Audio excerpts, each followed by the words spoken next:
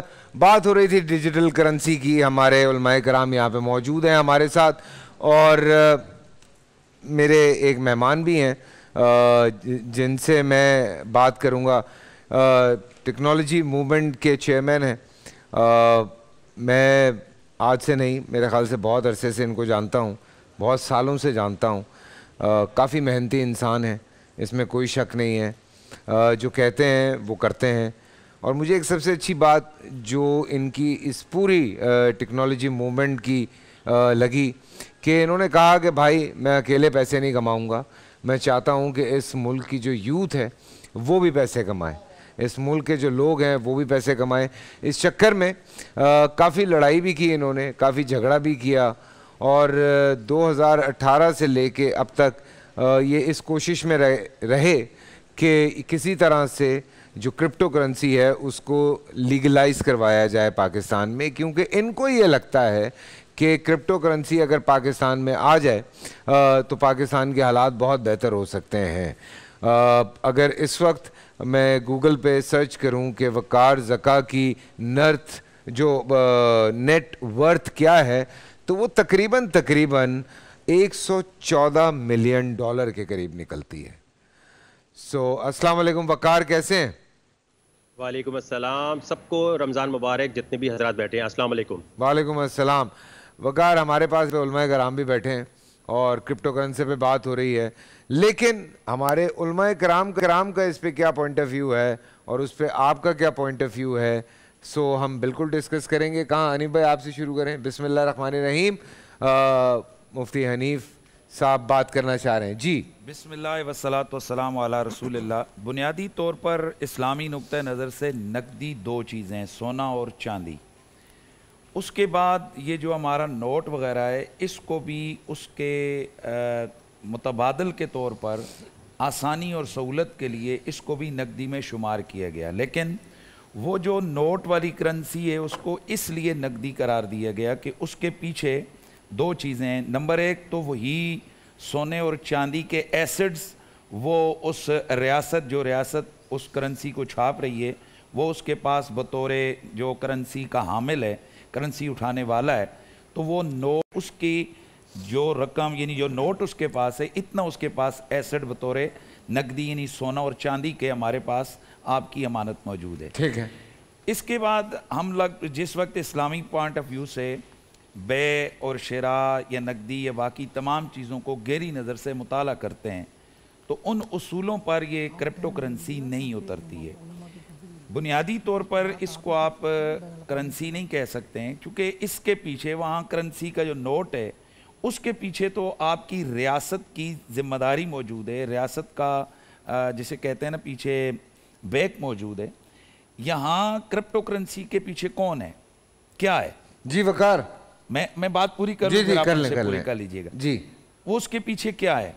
तो ये हमारे यहाँ ये एक फर्जी करेंसी बन रही है। मतलब मैं नोट तो मैं आपको देना चाहूँ तो ये ले सकते हैं आप, गो कि हम उसको ऑनलाइन बतौर डिजिट की भी हम ट्रांसफ़र कर सकते हैं, लेकिन अगर हम उसको लेन देन करना चाहें तो वो करेंसी हमारे हाथों में आ जा सकती है। डॉलर हम ख़रीद सकते हैं, बेच सकते हैं, रुपया उठाकर इधर से उधर ले जा सकते हैं। लेकिन सवाल ये है कि ये जो करेंसी है, क्या इसका कोई वजूद है? क्या इसका कोई आप इसको लेन देन कर सकते हैं, कोई कब्जा कर सकते हैं? ये एक फर्जी करेंसी है। ठीक है। तो एक फर्जी चीज़ के ऊपर हम कौम को कहें कि वो एसिड्स अपने लगा लें, ये एक कुमार की सूरत बनती है। और दूसरी सूरत अगर इसकी पूरी तफसील से अगर हम पढ़ें, जो हम पढ़ सकें, तो वो एक बतौर सूद की बनती है। तो ये दोनों सूरतें शरअन दुरुस्त नहीं हैं। और बुनियादी तौर पर रियासत पाकिस्तान में तो ये एक और वजह से भी मना है कि यहाँ पर इसको रियासत लीगलाइज नहीं कर रही है और रियासत इसको करेंसी मान ही नहीं रही है। तो जब रियासत इसको करेंसी तस्लीम ही नहीं कर रही है तो फिर इसकी मिसाल भी वही होगी। मेरे ख्याल से वकार से भी एक ऑप्शन ले लेते हैं कि जैसे हम हवा में उड़ते हुए परिंदों का सौदा कर दें कि भाई ये जो गोल जा रहा है मुर्गाबियों का, लाख रुपए का तू खरीद ले, या वो जो समुद्र में मछलियां हैं हम ये सौदा कर लें कि भाई ठीक है ये मछलियां 5 लाख। जी वकार, बिल्कुल आप बोल सकते हैं अगर आपको बात समझ में आ रही हो तो। जी, सबसे पहले तो मैं दुरुस्त करना चाहूँगा कि करेंसी नोट के पीछे गोल्ड नहीं है। स्टेट बैंक के पास, अमेरिका के पास तो नोट जो है वो प्रिंटर से प्रिंट किए जा रहे हैं। तो मेरे ख्याल से थोड़ी सी मालूमात में मेरे ख्याल से अपडेट करने की ज़रूरत है। किसी भी करेंसी नोट को अगर आज आप लेके जाते हैं बैंक वाले के पास, तो क्या आपको वो सोना देगा? क्या आपके नोट पे तो लिखा है कि सोना मिलना चाहिए, लेकिन क्या अमेरिका में, यूरोप में कहीं भी आपको मिलेगा? 1971 से ये कवानीन ख़त्म हो गए हैं कि करेंसी नोट के पीछे कोई भी आप गोल्ड हो। दूसरी चीज़ ये है कि ज़रा सा मैं माल की डेफिनेशन पे आता हूँ।